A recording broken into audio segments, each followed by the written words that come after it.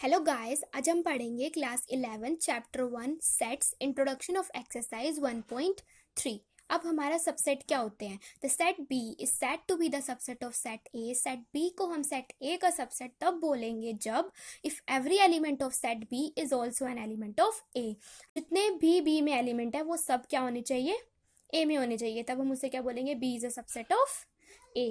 Symbolically we write it as, इन दोनों तरीकों से हम इसको रिप्रेजेंट कर सकते हैं। अब हम देखते हैं जो ये वाला सिंबल है इसे हम किस तरीके से रीड करते हैं। Is read as B is contained in A और B is subset of A. और जो ये दूसरे वाला सिंबल है इसे is read as A contains B और A is a superset of B.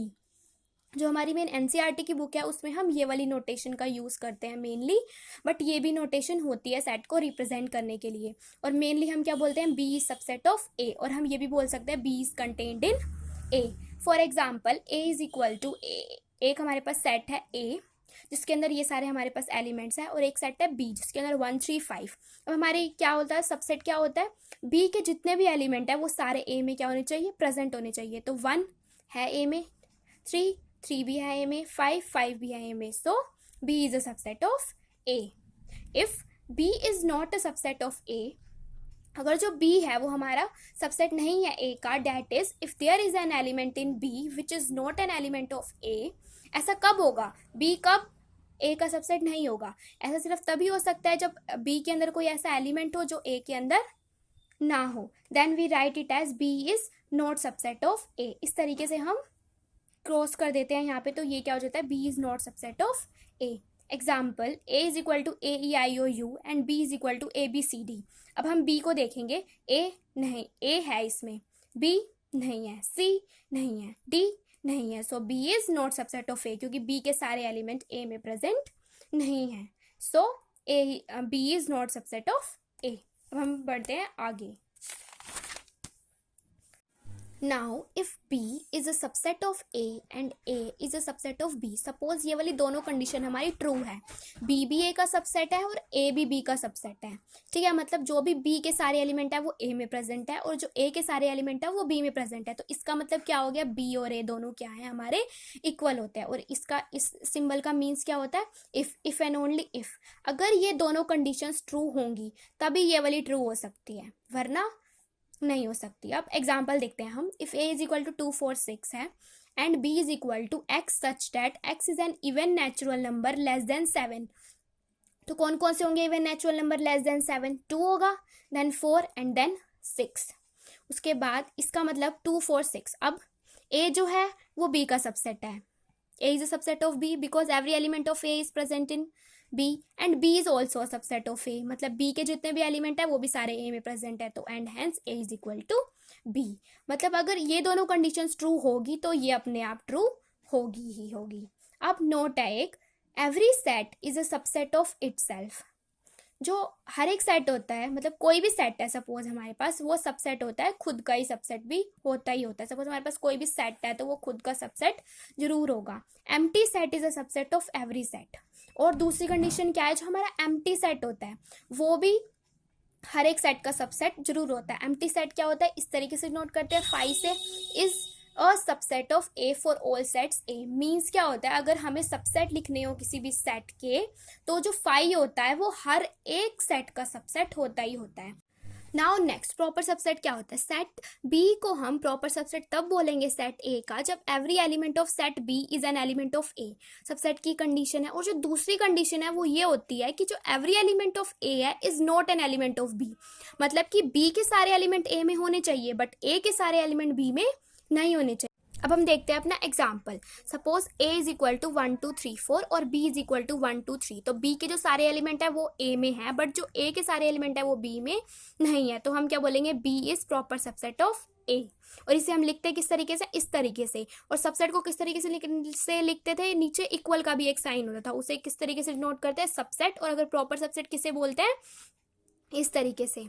अगर हम इस तरीके से बनाए तो उसे हम बोलते हैं proper subset. Thus B is the proper subset of A if every element of B is an element of A and there is at least one element in A which is not in B। वही बात कह रहा है कि हम B को तब बोलेंगे A का प्रॉपर सबसेट जो B के सारे एलिमेंट है वो तो A में प्रेजेंट हो बट A में एक एलिमेंट ऐसा जरूर होना चाहिए जो B में ना हो।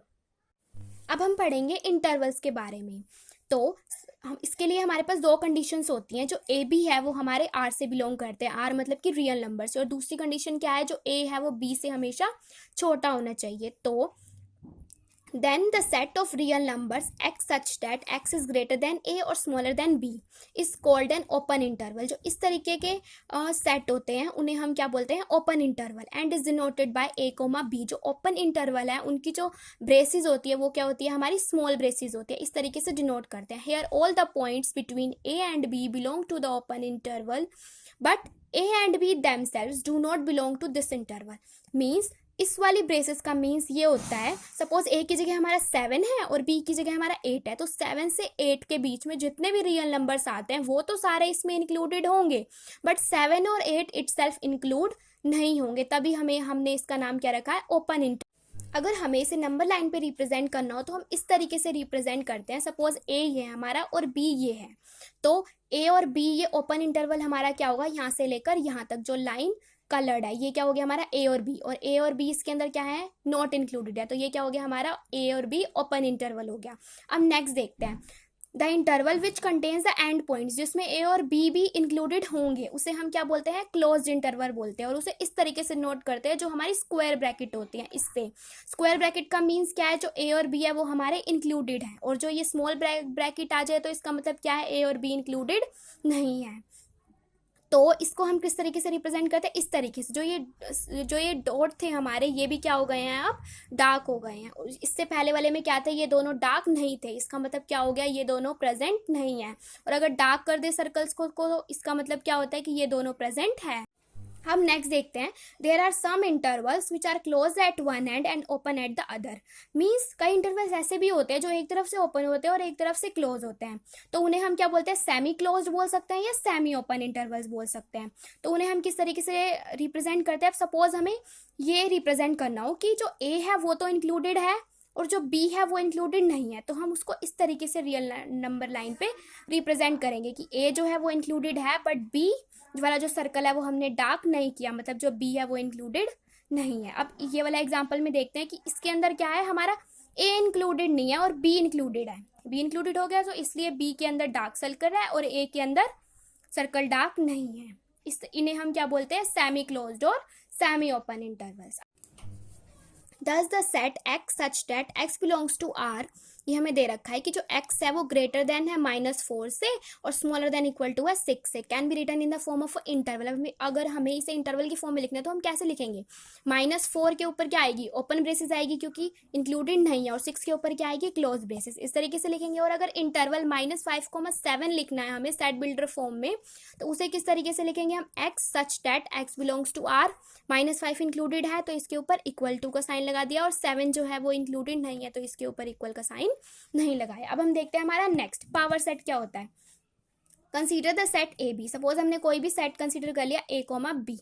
इट्स पॉसिबल सबसेट्स आर, इसके जो पॉसिबल सबसेट्स है वो क्या हो सकते हैं। मैंने आपको पहले ही बताया था कि कोई भी अगर सेट है तो उसके अंदर जो है वो 5 तो उसका सबसेट होगा ही होगा। तो सबसे पहले 5, और क्या हो सकता है इसका सबसेट। सबसेट मीन्स क्या होता है, उसके छोटे छोटे पार्ट। तो अब ए और बी में कौन कितने कितने सबसेट्स हो सकते हैं, खाली ए हो सकता है, खाली बी हो सकता है, और क्या हो सकता है, दोनों के दोनों ए बी भी हो सकते हैं। तो ये हमारे क्या हो गए, ये चारों सबसेट हो गए। The set of all these subsets that is 5 A B and a, b is called the power set of a, b। अब पावर सेट क्या होता है, जितने भी हमारे सबसेट्स बन रहे हैं किसी भी सेट के उन्हें हम क्या बोलते हैं, उसका पावर सेट। और the collection of all subsets of a set a is called the power set of a। It is denoted by p of a।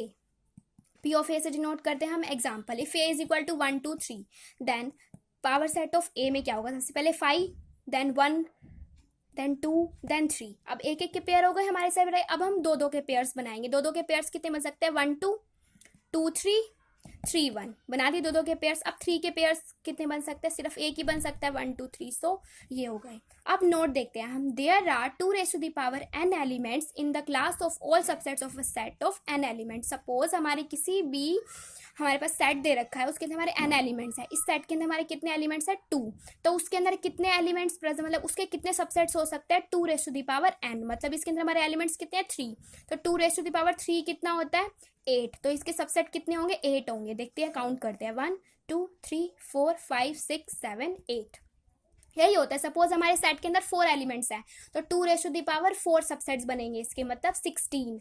अगर 2 एलिमेंट है तो 2⁴ दैट इज 4। अगर एक एलिमेंट है तो 2⁴ that is 2। Example, if there are 3 elements in a set, then there are 2⁵ which is equal to 8 elements in the class of subsets. Means अगर हमें ये बताना हो कि किसी भी सेट के सबसेट कितने होंगे तो वो हम किस तरीके से बताते हैं, 2⁴n फॉर्मूला होता है उसे फाइंड करने का, where n is the number of elements in the set. इस सेट में कितने एलिमेंट्स है, 3। सपोज कोई 4 हो तो 2⁴4 एलिमेंट्स होंगे उसके सबसेट में। नाउ नेक्स्ट, यूनिवर्सल सेट क्या होता है? A universal set usually denoted by U, इसे हम यू से डिनोट करते हैं, is a set which contains all the elements और objects of other sets including its own elements. Universal set क्या होता है? जिसके अंदर एलिमेंट्स होते हैं दूसरे सेट्स के और उसके अंदर कुछ अपनी भी प्रॉपर्टीज होती है, कुछ अपने भी एलिमेंट्स हो सकते हैं। अब हम एग्जांपल देखते हैं। Suppose set A consist of all even number. Suppose एक हमारे पास कोई भी सेट है जिसके अंदर सारे क्या है, हमारे इवन नंबर्स है, और सेट बी है जिसके अंदर हमारे क्या है, ऑड नंबर्स, और हमें बोल रहा है कि हमें इन दोनों सेट का यूनिवर्सल सेट बताना है। तो इन दोनों सेट का यूनिवर्सल सेट क्या होगा? Then universal set U consist of all natural numbers. Of course ये हो गए हमारे इवन नंबर्स, ये हो गए हमारे ऑड नंबर्स। अगर इन दोनों को जोड़ देंगे तो हमारे क्या बन जाएगा, पूरी natural numbers. So universal set क्या होगा? ये यूनिवर्सल सेट मीन्स वो होता है कि सपोज हमारे पास 3 सेट्स दे रखे हैं, ए बी और सी, उसके अंदर कुछ कुछ एलिमेंट्स है हमारे पास। तो अगर उन तीनों के जितने भी सारे एलिमेंट्स हैं वो अगर किसी एक सेट में डाल दिए जाए तो उसे हम क्या बोलते हैं, यूनिवर्सल सेट।